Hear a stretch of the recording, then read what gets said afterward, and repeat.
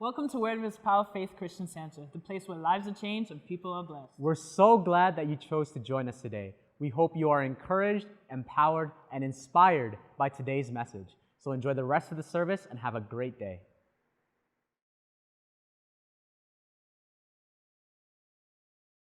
Father God, even as we stand in agreement with the song we sang of your blessing upon our children, I pray, Father, in the name of Jesus, along with these children, we, as Word of His Power, children of God, I pray that we may grow up, even as Jesus grew in wisdom and stature and found favor with God and men.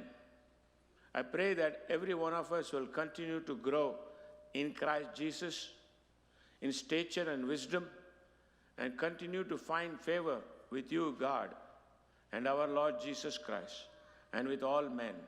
In Jesus' name we pray. Everyone said amen. Praise God. Say this with me. God is good all the time, and His mercy endures forever. God is good to me all the time, and His mercy endures forever.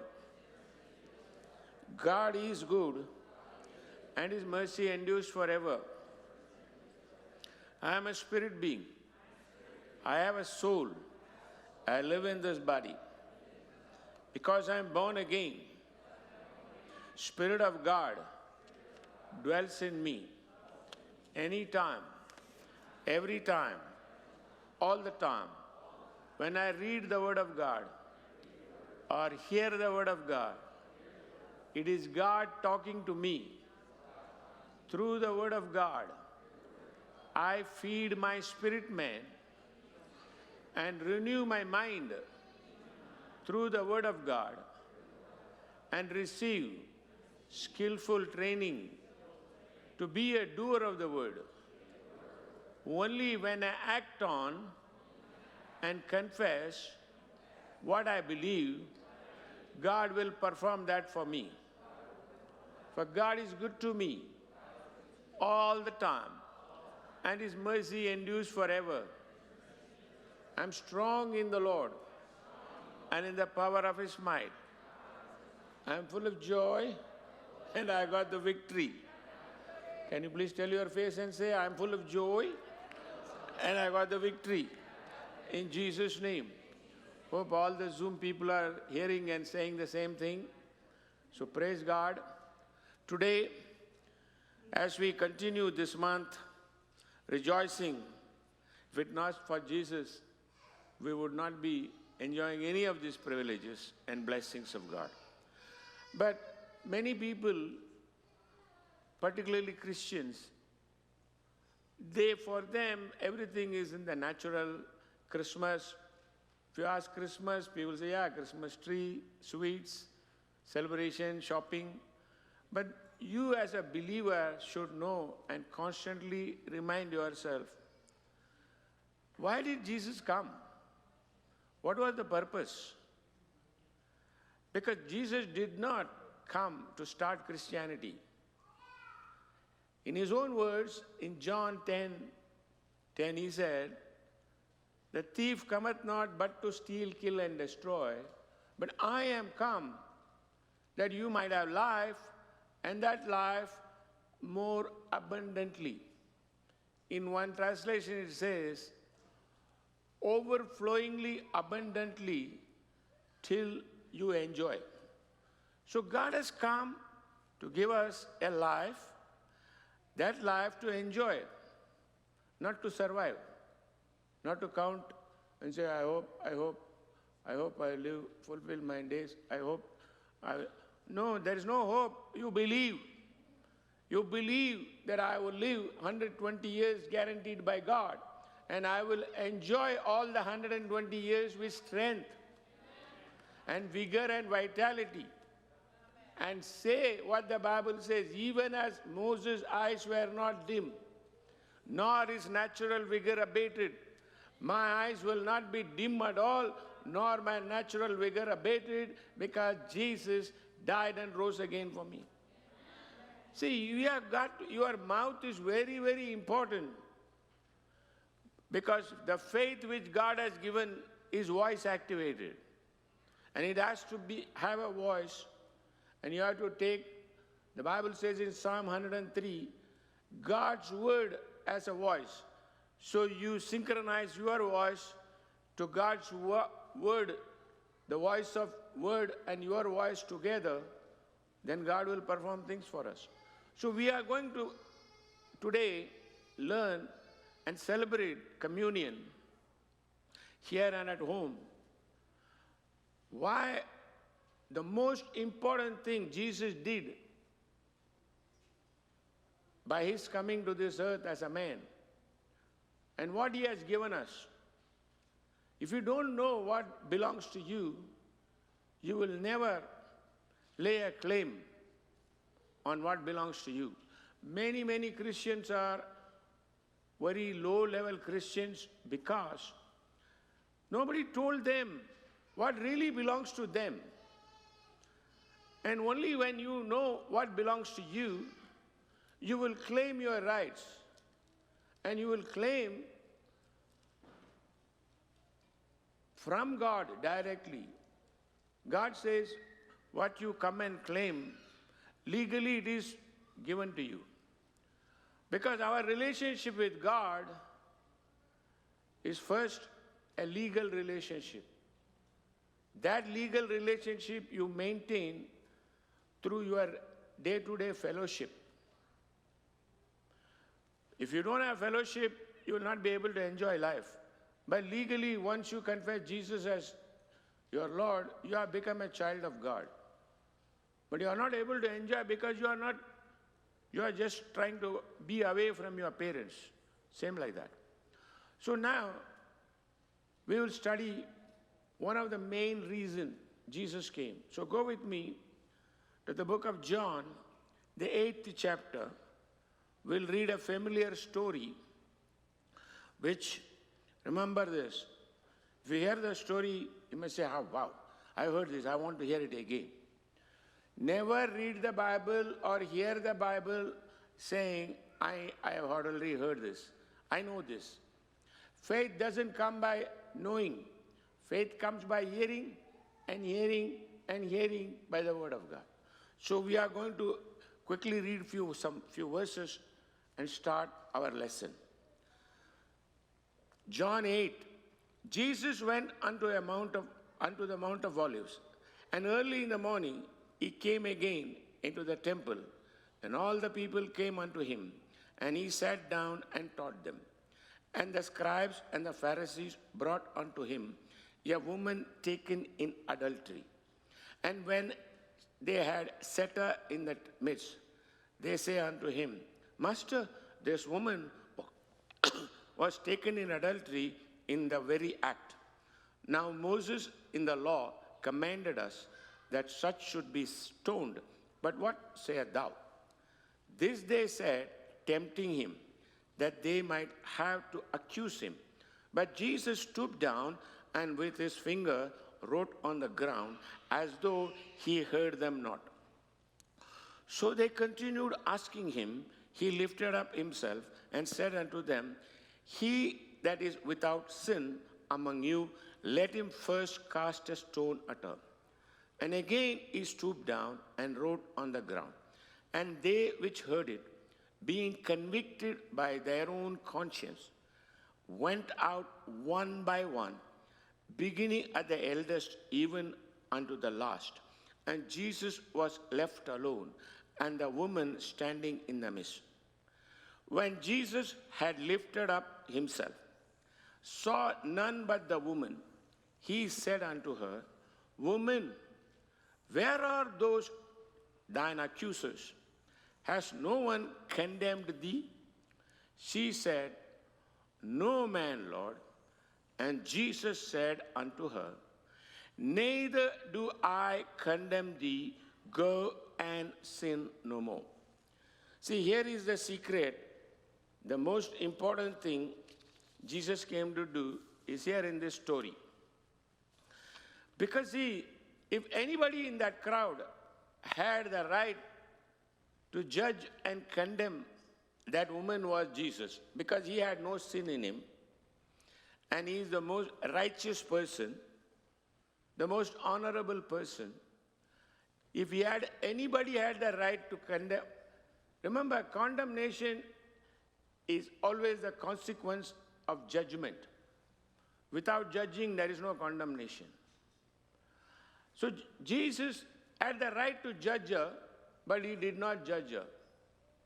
But he said to the crowd, whoever has not sinned, let him cast the first stone. When he said that, in the next verse, something important as a Christian we all should note. He said, after he said that, it says, everyone, one by one, started leaving the place when they were convicted in their conscience, that is their heart. Your conscience is the voice of your spirit man.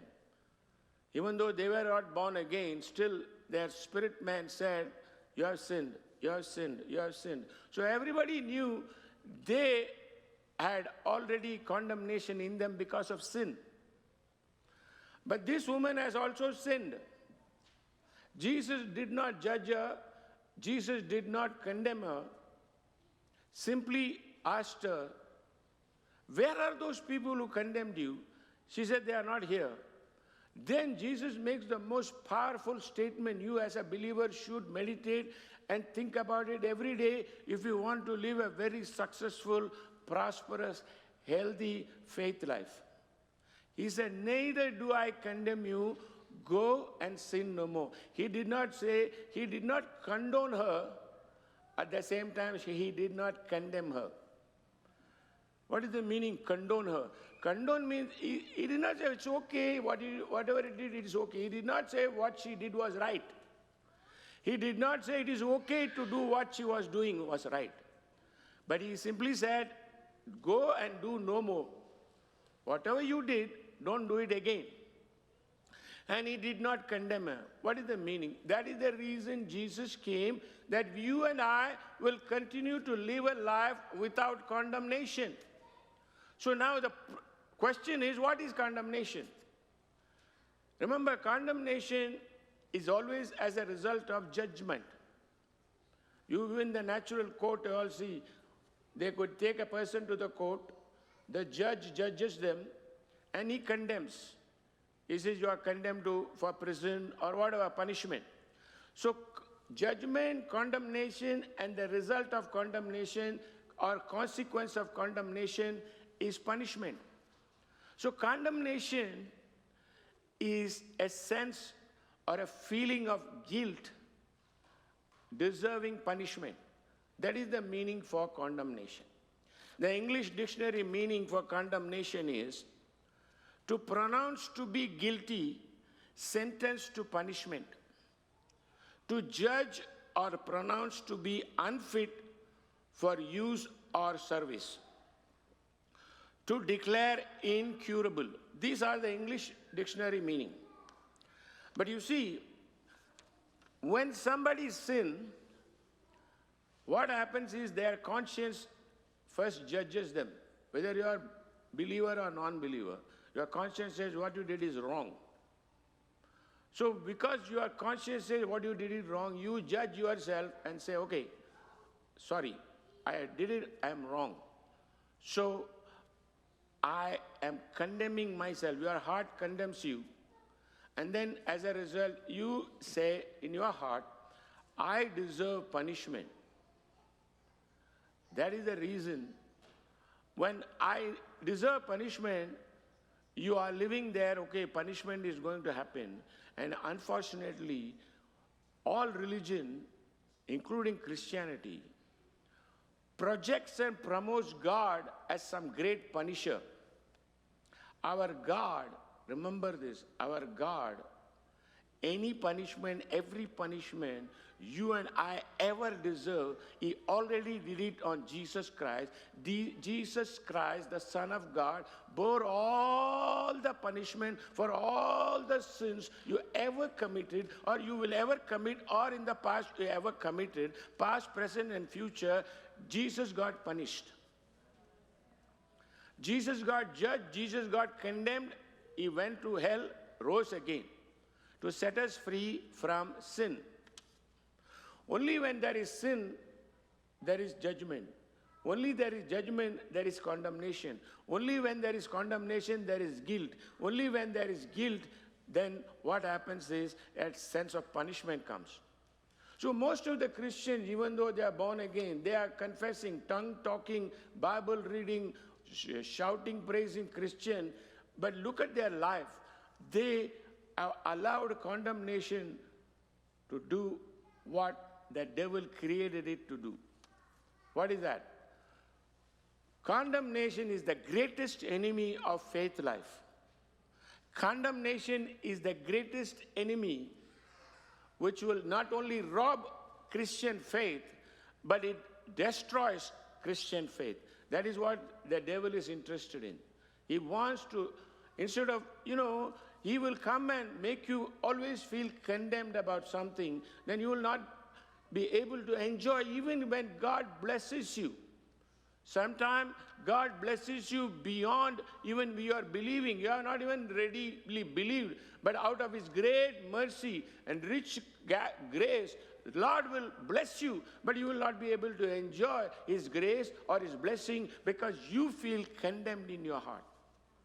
I didn't make this up. You hear this today's message. If you hear with your heart and make up your mind, it is going to change your life forever. If you have never heard any message, remember this message so that it will make you a person who can not only walk in the blessings of God, it will make you a blessing for humanity that you can tell others and go forth and say, look what the Lord has done for me. Jesus has set me free. He has set me free from sin and death. He has set me free from condemnation and guilt. I am no more ashamed because Jesus is my Lord. I belong to God. I am a child of God. I belong to Jesus. And you will be able to say, only when you are able to say, it will be real. When it is real, others will come and say, oh, how can I get it? Because people are waiting to be set free. People are waiting to be forgiven. People are waiting to be healed. People are waiting to just fly with liberty of God.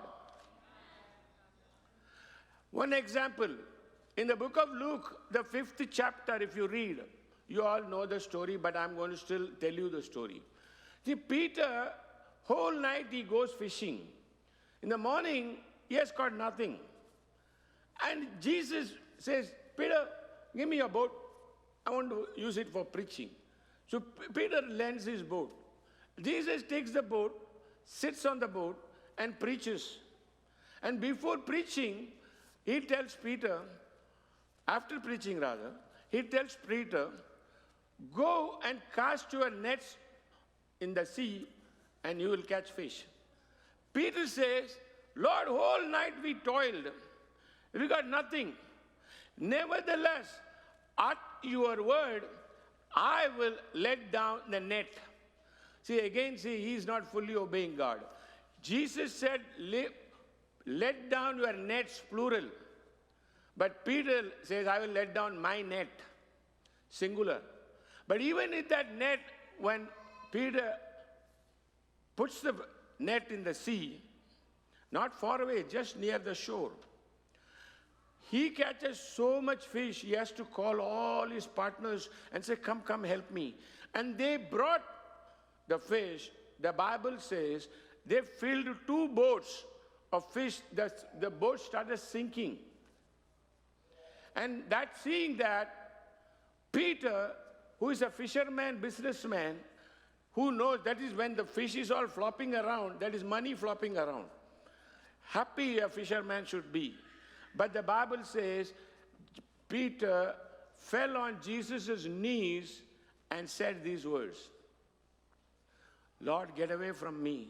I'm a sinful man. See, Jesus, out of his goodness, Jesus know Peter was not born again, he was a sinner, but yet he blessed him. But because Peter felt condemned, because his words lets out that he says to Jesus, Lord, get away from me. I'm a sinful man. And he felt condemned. Because of his condemnation, he had no faith to enjoy the blessing which was overflowing. Our God is a boat sinking, cup overflowing, running over, blessing God. He was not waiting at your spiritual level. All he was waiting was that will you come to Jesus and do what he was saying. And all Jesus said to Peter was, let your nets down. All he said to Peter was, give me your boat. And the same thing, Jesus is the same yesterday and today and forever. He's simply asking, give me your heart, give me your mind, give me your money, and you just lend it to Jesus and see what happens. He will multiply. Still your boat starts sinking, your net starts breaking, your cup runneth over. Surely goodness and mercy shall follow all the days of your life, provided you are ready to give something to my Jesus. See, we all forget. How did you get born again? When you got born again, you gave your heart to Jesus. But many of us, it looks like we took it away because we started feeling condemned. Why? Because in a church, people go to church. In church, these are the lessons we have to teach again and again. In fact, this morning, 2 o'clock, the Spirit of God woke me up. I was meditating. Lord said, this kind of teaching has to be repeated again and again. Once you prepare, this is a time of preparation. This is not a time of pandemic. This is not a time of some kind of chaos. We are locked in. This is the time this church is getting ready. This church is getting prepared. And when you get this kind of lessons preached to you, when you take this lesson and apply and start living a life, then you will not only live a life, you will enjoy your life. When you enjoy your life, you will be able to be a blessing to others. Thank you for your enthusiasm, but I will obey God. I will see that when you come here, I will send you blessed, because these are not just empty words. I'm not sitting here and preaching to nobody. I am obeying God, because God said, my people have to be set free from a life of condemnation and bondage. How do people live in condemnation and not enjoying the blessings of God? See, even us, think about it, many of us. Because our thinking has to be changed. That is what we are learning on Friday nights. If your thinking is wrong, your believing will be wrong, and your talking will be wrong. You are all born again. But how many of you can confidently say, anytime I go and stand before God and pray, God hears me and grants my petition? Most of us will hesitate. Why? Because of condemnation. How you know? Condemnation, remember the effect of condemnation. Even though it is a sense or a feeling inside you, condemnation causes you to fear and withdraw from God. Righteousness conscience, that is when everything is made right between you and God, the righteousness conscience causes you to be confident and run to God. One example from the Bible. Adam and Eve. The Bible says the first 2 chapters, Adam and Eve. They were every day walking with God. God will come in the cool of the day to walk with the cool guy whom he created. And they were cool with God, walking and talking, just happy. But by the time in the 3rd chapter, when Adam and Eve sinned, they went and hid in the bush. God comes to fellowship, comes to talk, and God says, Adam, where are you?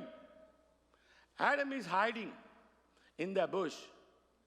He said, I heard your footstep, I was afraid, and I hid myself because we were naked. And God said, who told you you were naked? Did you do something which I told you not to do? There God found out. See, Adam sinned, he felt condemned, so he was afraid, he withdrew himself and hid himself. But you say, what that has got to do with me? Yeah. You are born again, I am born again. But if you don't know this truth, Jesus said, continue in my words, you will know the truth, and the truth will set you free. I am in the process of telling you the truth. What is the truth? Jesus has set every one of us free from condemnation. But if it is up to us whether you will find out where you want to live. See, right at the moment, born again believers are living in condemnation. There are specifically 3 areas, if you take care, you can be free. The first area why people are living in condemnation is unbelief. You say, I am a believer, you are talking to me unbelief? Yeah. You are not fully believing what the Bible says. I will prove it to you from the Bible. John 3:16. See, let us go to John 3:16. And see, John 3:16, most of us can quote. We will wear that in our t-shirt, in our underwear. I have seen in America, one fellow wearing John 3:16 in his underwear. I asked him, why are you writing this in the underwear, man? Telling most of the time, people look at me down there. So I thought this fellow is really crazy. I just stopped the conversation, walked away. You know, but let us see where did I tell you to go? Okay. John 3:16. I'm excited, see, with all this device. Praise God. I'm not in a hurry. You all know that I'm the pastor, right? So I'm not in a hurry. Listen to me.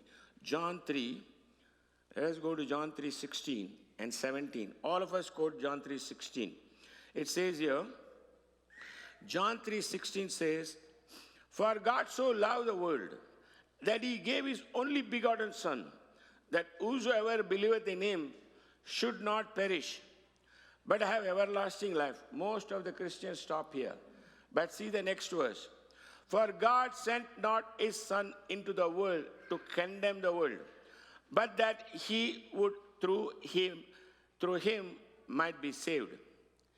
Then next verse, this is where you and I should meditate, confess, and claim it. He that believeth on him is not condemned, but he that believeth not is condemned already, because he that has not believed in the name of the only begotten Son of God. So it states very clearly, he that believeth on him is not condemned. It doesn't say he is not going to be condemned. Doesn't say he might not be condemned. Simple English. He that believeth on him is not condemned. How many of you are believers in Jesus Christ? Every one of you. So according to God, you are not condemned. But you are feeling condemned because you always think you are always trying to wait for some punishment. Because see, people, the reason is this. People are confused between punishment and penance. Penance is a religious way of punishing yourself. See, religion caused all this penance. People say, oh, 9 Fridays you do this, 9 Wednesdays you pray like this, or you fast for every day about 3 hours and you do this. And these are all they are doing to make God feel sorry for them and then help them to forgive or restore. That is because they have judged themselves, because they know what they did was wrong, because their heart tells them. So what they did is wrong, so they go to the penance side and they are always doing penance. Oh, I will, well, how do you know? These are some of the things people do, I'm saying. They will say, okay, man, I have to get close to God. So I'm going to read my Bible. The next 15 days, I'm going to read the Bible. See, the reason they are reading the Bible is not to feed the spirit man. The reason they are reading the next 15 days, because they are feeling condemned, that because they read the Bible, they are trying to show God, who knows everything about them, they are trying to show God that because I am regularly reading your word, now you show me favor and make it all right, because this area I am not feeling all right. It will never work. You can read the rest of your life because your motive is wrong. You are punishing yourself when God has not punished you.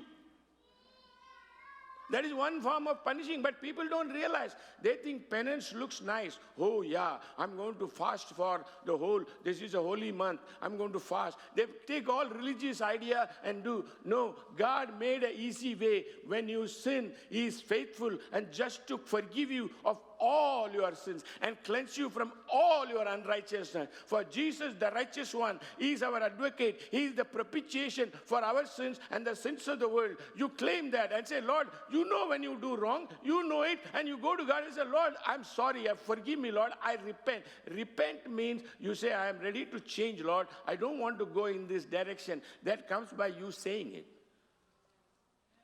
So people continue to live in condemnation because they are waiting for punishment. They are not able to enjoy. Like Adam, they are hiding from God.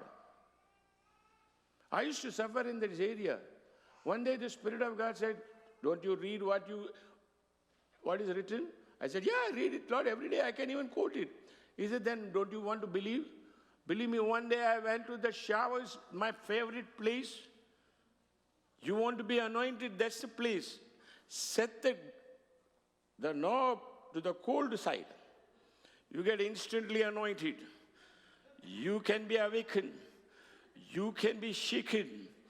Lightning will strike you. Like that you will feel.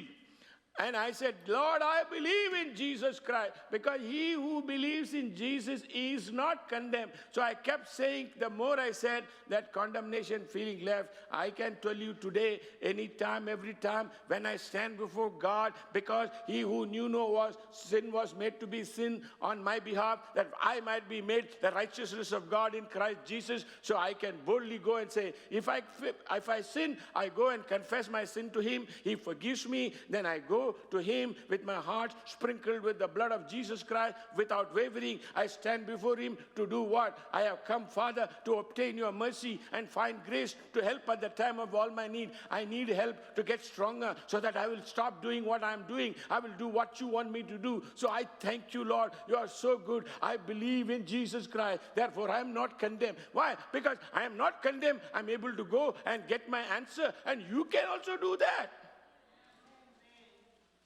Stop living in condemnation. Start saying you believe in Jesus Christ and believe that. That same thing he told the entire church, all the ministers. What did he say in Mark 16?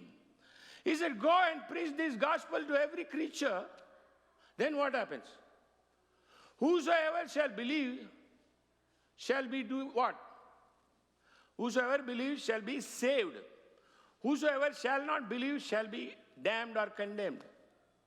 That is what you have to tell the people. See, people are all waiting to be punished. You tell them, no, Jesus Christ, the Son of God, who knew no sin, was made to be sin on your behalf. He has taken the punishment. It doesn't matter how much you are messed up in your life. It doesn't matter what sin you committed. People don't go to hell because of their sin. They go to hell when they reject Jesus Christ. Come and tell him all your mess. He will wipe it away. He will wash you with his own blood. He will restore you, deliver you from condemnation. You can also believe. You can also have a good life, happy life to enjoy. That is the reason Jesus came, to give you life, that life more abundantly. Are you not ready to enjoy life? How can you enjoy life with condemnation? So start selling, I am a believer in Jesus Christ. The more you say, when your heart picks up, condemnation cannot remain near you. Condemnation cannot come near you, because when you are free from condemnation, you will be able to enjoy life. The second reason why people live in condemnation, that is why last 4 weeks, several weeks we are teaching you. It's the mouth. Yeah, mouth. Your mouth. My mouth. Matthew 12:37 says, 36:37, I'm just paraphrasing and quoting. Out of the abundance of your heart, your mouth speaketh. Now, if you are born again, your heart, God lives. No devil is living there. Out of the abundance of your heart, your mouth speaketh. Then you shall be judged or condemned by your own words. You shall be dead what? You shall be judged. You shall be justified or condemned by your own words. You say, what that? Yeah, people, instead of saying what God has done for them, they keep saying what they are doing. They say, oh, one day I think everything will be all right. I don't know. They keep on making some funny sound. I don't know. You know Jesus died for you. You know that? That knowing comes by believing. And you have to say when you sin, you say, when I go to God, I confess my sin, He forgives me. So when you say that, God justifies you. It's all a matter of faith and talk. People say, I believe, but their talk is all messed up. People talk, but there is no faith. And this is all, Jesus says, I am not even judging you. I have not come to judge you. I have come to set you free. But we speak all wrong. We say, oh, I'm stupid. I'm a sinner. I don't know. I come from this side. Maybe my skin color is not that. It has got nothing to do. Can you not understand? God is so good. Underneath the skin, everybody's color is same, red.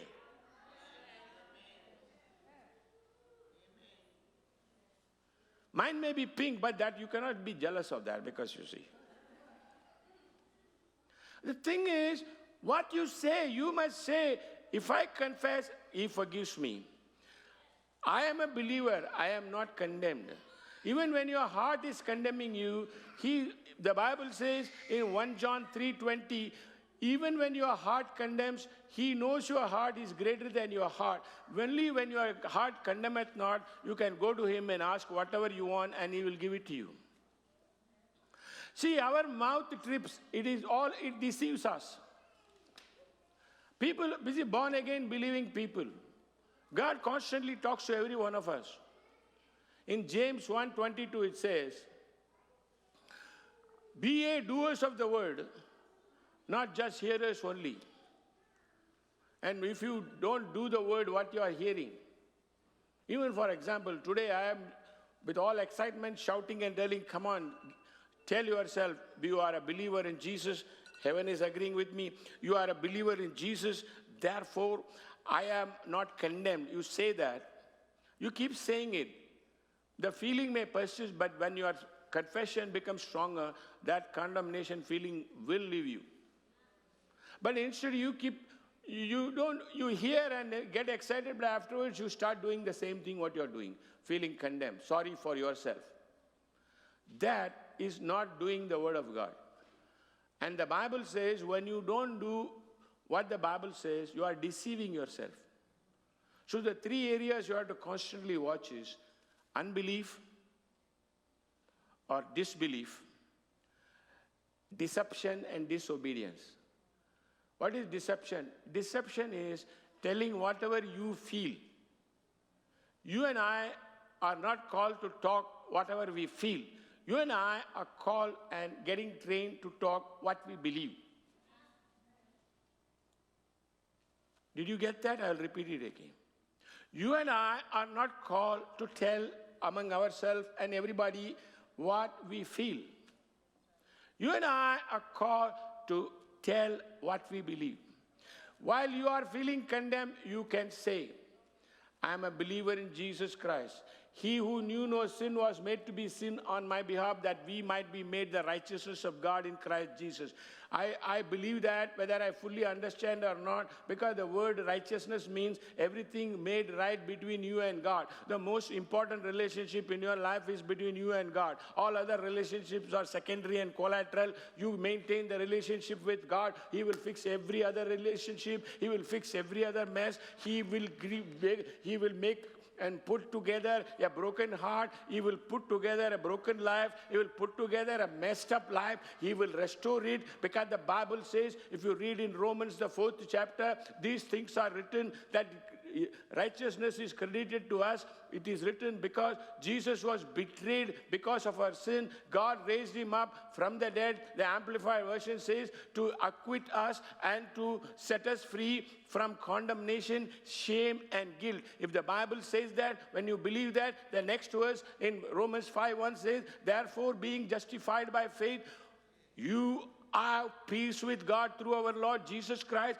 And Romans, the 8th chapter, if you read from verse number 31, it says, what shall we say to these things? What? This kind of condemnation feeling. What can we say to these things? If God be for us, who can be against us? He who did not spare his only begotten Son, but delivered him up for us all, how shall he not also with him give us all things freely? And you rejoice and say, and then the Bible says, who can lay a charge against God's elect? You and I are selected, elected, and picked up by God himself. And he says, who can lay a charge? It is Jesus who died for you and rose again. And even God cannot lay a charge. Even God cannot. God is waiting to judge us after we die. So why are you always judging you are worthless? Why are you judging you are always guilty? Say, I am a follower of Jesus Christ. I live for God. I will follow the Bible. I will follow Jesus. Therefore, I am not condemned. Nothing can condemn me because I am set free from guilt and condemnation. That is what we are going to celebrate today morning. Remember, you say, yeah, but I don't feel like it. See, your mouth is tripping you. I don't feel like this, brother. I always feel. I used to say that, I used to struggle with this guilt coming from every direction. And I will go and confide to my wife, Sarah, I'm feeling guilty. One day the Lord said, stop going to her and stop confessing to her. Come and confess to me. So I went and, Lord, thank you, you are forgiven. All my sins are forgiven. And I quote this to myself. Isaiah 43:25. I am the Lord that blotted out thy transgressions for my own sake, and remember your sins no more. Put me in remembrance and plead your cause. I say, Lord, your cause is my cause. You died and rose again for me. You have come to give me a good life. I'm going to choose that life. I'm going to be careful. With your help, I'll be very careful in what I'm talking. I'm not going to express my feeling. I'm going to express my faith. I'm going to express my faith in Jesus Christ. He is the one who is alive. The Bible says he rose again and he is living to make intercession for us. He is the holy high priest. He is the high priest of our confession, and he is alive and he is living to make intercession for me. And therefore he says, believe this, in all these things we are more than conqueror through him who loved me and gave himself for me. And that is what this morning I want you to believe. Stop talking unnecessary nonsense about your life. Tell yourself, even as the children sang, you also join the children and sing, I am who the Bible says I am. I am who the Bible says I am. I am who the Bible says I am. And if you have to just to entertain God the Father, you want to do that, like the children get up and say, I am who the Bible says I am. I am. Just do it, because people, they think only the children are allowed to do that. I enjoyed that song more than anybody else, because that is who I am in Christ Jesus. In all these things, I am truly more than a conqueror. I cannot be condemned. I cannot be shown that I'm guilty, because the Bible says, when God has not judged me guilty. The Amplified Version in Romans 4:25 says, God raised Jesus from the dead to absolve, make my account okay, absolve me of all guilt and shame before him.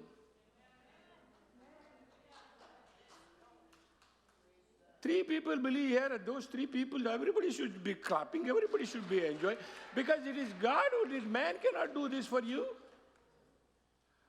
So we'll stop the lesson here. We'll continue about righteousness, consciousness. You must tell God made everything right between me and God because of Jesus Christ. Have you confessed Jesus as your Lord? Have you? Then this lesson belongs to you. You better get ready to start enjoying life. I don't know about you. You thought I am blessed. The coming days, you ain't seen nothing yet. I'm going to walk in the overflowing blessings of God in every way. Not only in material blessing, but in the spiritual blessing. Abundance of his power, abundance of his grace, abundance full of word of God. Oh, glory to God. When you speak, when you squeeze me, nothing but the word comes. It says, oh, I will bless the Lord at all times. His praise shall continually be in my mouth. Glory to God. Hallelujah. That is what life is about. That is what life God gave us for that reason. Not to crawl, not to be condemned, not to feel ashamed, but to set free and say, look what the Lord has done, man. Come on, join me. Let us have some great, not only Christmas party, every day we can have party in the name of Jesus.